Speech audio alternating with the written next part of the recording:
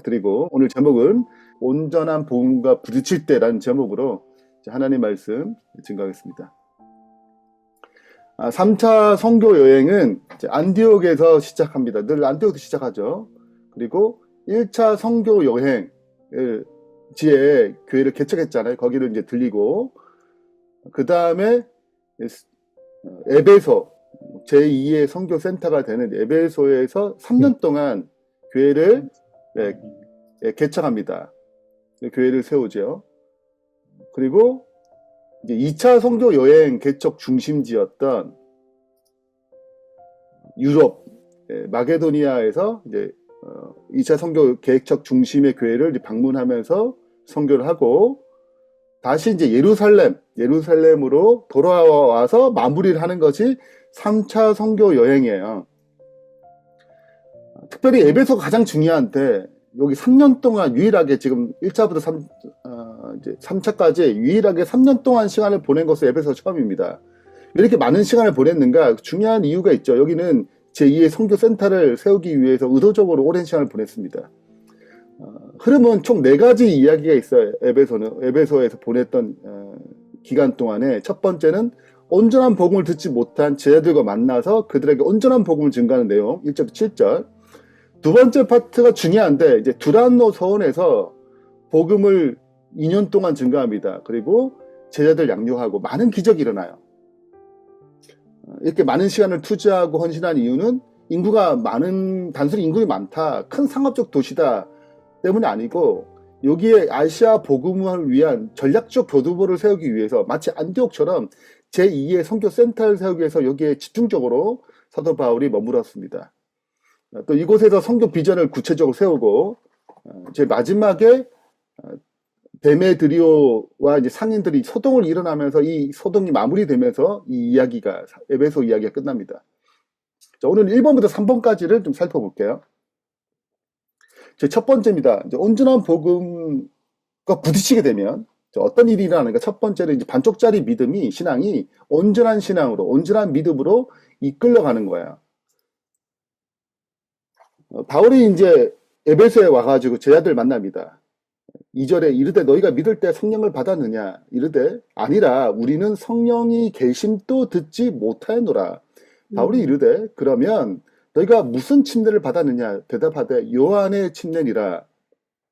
바울이 이르되 요한이 회개의 침례를 베풀러 백성에게 말하되 내 뒤에 오시는 이 예수님이죠. 를 믿으라 하였으니 이는 곧 예수라 하거늘 그들이 듣고 주 예수의 이름으로 침례를 받으니 바울이 그들에게 안수함에 성령이 그들에게 임하심으로 바울 방언도 하고 예언도 하니 모두 12사람쯤 되니라.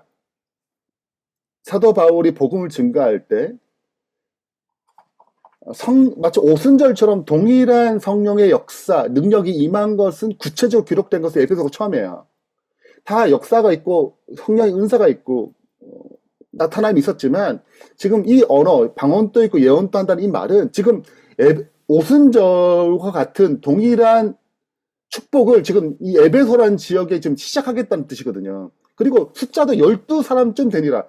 굉장히 의미심장하죠. 왜냐하면 12제자, 12사람. 그래서 이제 에베소라는 것이 하나님께서 의도적으로 여기 이것을 중심으로 아시아의 복음을 증거하는 굉장히 중요한 선교 센터를 삼겠다고 하신 것입니다. 그래서 특별한 기적과 능력이 많이 일어나요. 근데 우리가 성령 인재를 생각할 때 꼭 2가지를 생각해야 되는데, 다시 복습하는 거예요. 자, 조건은 한 가지입니다. 예수님을 개인의 구주 영접하는 거예요. 우리의 노력의 산물로, 우리의 노력과 애씀으로 성령을 받는 게 아니에요. 기도를 많이 해서 받는 게 아닙니다. 그건 통로고, 받는 근거는 예수님께서 이루신, 구원의 역사 이루신 근거로 우리가 예수님 영접하게 될 때 우리는 성령의 임재를 경험해요. 성령이 선물로 주신단 말이죠. 그 첫 번째는 내적 은사라고 그래요. 내면의 예수님의 성품으로 변화시키는 것, 이게 가장 중요합니다. 그래서 우리 내면에 우리 임재하시면 첫 번째 하시는 가장 중요한 사역이 예수님을 닮아가도록 해요. 그 닮아가는 가장 중요한 것은 성품이에요.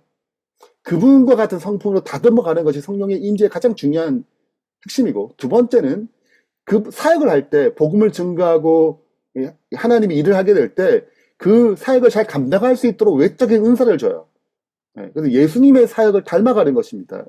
이 두 가지가 성령이 임재할 때 나타나는 거예요. 근데 지금 이제 에베소에는 오순절과도 동일한 은사를 주심으로 특별한 목적을 드러내신 것입니다. 자, 근데 우리가 이 일에 있어서 그 사도행전에 보면 이 부분, 지금 에베소에서 선교하는 부분을 다룰 때 이렇게 기록되어 있어요. 오늘날 많은 사람들은 에베소 교인들처럼, 이 제자들처럼 침례 요한까지의 기별만 알고 그 이후의 역사를 잘 모르는 거잖아요. 그런 것처럼 오늘날 교인들도 마음에 작용하는 성령의 역사를 잘 모른다는 거예요. 성령이 임재하셔가지고 우리 마음에서 어떤 변화와 어떻게 역사하시는지 잘 모른다는 것입니다. 이것을 기초로 내용을 좀 정리하자면 세 가지 정리할 수 있어요. 첫 번째는 그러니까 지적으로만 아는 단계예요. 교회는 다니지만 거듭나지 않은 교인이에요. 우리는 알아요. 지적으로. 그리고 도덕적으로 바르게 살려고 그래요. 노력하면 의무감도 있어요. 그러나 하나님과의 개인적인 인격적인 만남이 없고 친밀한 사랑의 관계 가운데 들어가지 못하는 것입니다. 이것이 첫 번째예요. 두 번째는 회개까지는 알아요. 거듭났어요. 죄사함도 알아요. 그래서 그런 걸 경험했단 말이죠. 근데 뭐로 나가지 못하냐면 그냥 자기 힘으로 계속 하나님 뜻을 이루려고 그러고 자기 애씀으로 하나님의 선을 이루고자 하는 것입니다. 아직 성령 통해서 예수님을 통해서 어떻게 승리하고 어떻게 일하는 법을 몰라요. 실은 1번, 2번이 굉장히 교회에 다니는 사람이 많습니다. 우리가 가야 될 방향이 세 번째예요. 그러니까 지금 오늘 본문에 했던 사람은 2번 정도까지 되는 거예요. 회개는 뭔 줄 알았어. 그래서 예수님 그렇게 이제 알게 됐는데, 아직 예수님을 통해서 어떻게 인격적으로 더 깊이 들어가는 하나님을 성령을 통해서 어떻게 삶이 변화시키는 과정이 가지 못한 것입니다. 온전한 복음을 통해서 예수님의 힘으로 승리하고 예수님을 통해서 그 성령의 힘으로 일하는 법을 못 배우는 거죠. 그래서 온전한 복음은 반드시 반쪽짜리 신앙에서 온전한 신앙으로 넘어가는 것입니다. 제가 누누이 말씀드렸지만 세 번째 단계로 나아가야 돼요. 그래서 우리가 복음을 온전하게 아는 것이 굉장히 중요하다고 말씀드렸습니다. 두 번째는 그 복음에 부딪히게 되면 내가 하나님 대신 의지했던 우상 숭배, 우상이란 것은 하나님 대신 의지하는 것들이잖아요. 그 우상과 결별하는 것입니다. 그리고 내가 제자가 될 뿐만 아니라 제자를 양육시키는 것으로 나아가요. 자, 바울이 그들을 떠나서 제자들 따로 세우고 두란노 서원, 두란노라는 사람 이름이고 서원은 교실이라 생각하면 됩니다. 그러니까 두란노라는 사람의 교실, 학교 이렇게 생각하면 돼요. 여기서 이제 들려가지고 계속 말씀을 가르치는 기회가 있었어요. 2년 동안 가르쳤습니다. 아시아에 사는 유대인과 헬라인들이 다 주의 말씀을 들었어요. 여기 하나님의 능력을 더하셨습니다. 하나님의 바울의 손으로 놀라운 능력을 행하게 하시니 심지어 사람들이 바울의 몸에서 손수건이나 앞치마를 가져다가 병든 사람을 얹어놓으면 그 병도 나가고 악기도 나갔어요. 그러니까 놀라운 역사가 일어나는 거죠. 14절 유대인의 한 제사장 스게와의 7 아들도 이제 여기가 제사장이 계시는 어디 있어요? 여기 있으면 안 돼요. 원래 예루살렘 있어야 되죠. 여기는 약간 사이비 이런 쪽으로 생각하시면 돼요. 뭔가 조금 문제가 있는. 그래서 여기 에베소에서 뭐 그런 듯한 일을 하는 것입니다. 그래서 자기도 이름을 날리기 위해서 이제 요런 비슷한 일을 하다가 15절 악기가 대답하되 내가 예수도 알고 바울도 알거늘 너희는 누구냐 하며 악기 들리는 사람이 그들에게 뛰어올라 눌러 이기리니 그들이 상하여 벗은 몸으로 그 집에서 도망하는지라. 17절 에베소에 사는 유대인들과 헬라인들이 다 이를 알고 두려워하여 주 예수의 이름을 높이고 19절 마술을 행하던 많은 사람이 점치고 마술, 무당 같은 거죠. 그런 쪽으로 다녔던 사람들이 그 책을 모아가지고 모든 사람 앞에서 불사르니 그 책값을 계산한 적 은 5만 약 최저임금으로 약 35억 대요. 이걸 다 불태웠어요. 이나 되더라. 이같이 주의 말씀 힘이 있어. 흥왕하여 세력을 얻으려. 그래서 3년 동안 에베소 굉장한 어떤 부흥, 놀라운 역사가 일어났습니다. 자, 진짜 복음의 능력, 진짜 하나님의 역사가 나타나니까 에베소 사람들 은밀하게 의지했던 가짜 능력, 우상, 이게 실체가 다 드러나는 거예요. 얼마나 힘이 없는지. 그리고 다 무너지기 시작하는 것입니다. 결별을 하는 거예요. 그리고 마술적인 힘으로 생각했어요. 지금 이 제사장, 수학의 일곱 아들도 예수님 이름을 쓰면 뭐 낫는구나. 바울의 앞치마 던지면 낫는구나. 악기가 물려나는구나. 뭐 그래 내 힘으로 내 이름을 높이기 위해서 그 예수님의 이름을 도구로 사용할 때 실패를 경험했죠. 그래서 이게 말술적 힘이 아니고 참 한 예수님이라고 말술적 내가 뭔가 원해서 내 욕망으로 그걸 사용하는 도구가 아니고 참된 하나님이고 내가 경배하고 순종해야 할 것임을 깨달은 거야. 정리하자면 이런 거예요. 진짜 복음이 등장한 것입니다. 가짜가 다 무너지는 거예요.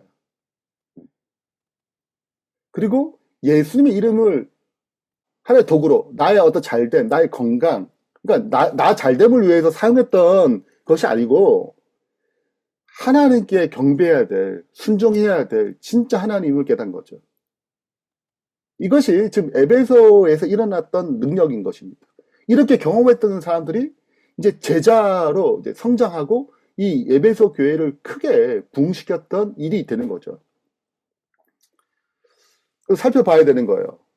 내가 버려야 할 마술책은 무엇인가? 단순히 교회에 나간다 이게 아니고 내가 이전에 의지했던 모든 우상들, 내가 하나님 대신 의지했던 마술책, 그런 것들이 있는가? 그런 것들을 뭐 하는 거예요? 버리는 거죠. 지금 교회 다니면서도 점집에 가서 부적도 쓰고 이런 사람들이 있어요. 실은 우리가 이런 어떤 올바르지 않은 모든 것으로부터 해방돼야 되거든요. 하나님을 진짜 만나야 되는 거죠. 그 능력을 체험해야 되는 거죠. 그럴 때 우리가 이런 우상과 완전히 결반을 하는 것입니다. 하나님 대신 의지했던 모든 것들과 분리할 수 있는 능력을 경험할 수 있는 거죠. 세 번째입니다. 세 번째, 자기 계획을 넘어서 주님의 계획으로 이끌어집니다. 오늘 21절, 22절에 보면 이런 일이 있은 후에 바울이 마게도니아와 2차 선교 여행 내용이죠. 아가야를 거쳐 예루살렘 가기로 경영하여, 이 경영하는 단어가 원래 원어로 직역하게 되면 우리가 만나 성경 주석에 기록되어 있어요.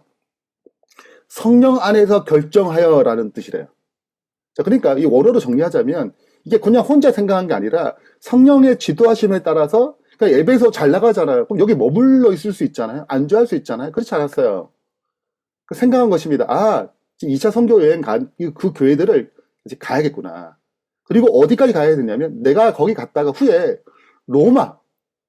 로마도 보아야 하리라. 로마라는 이 나라의 수도예요.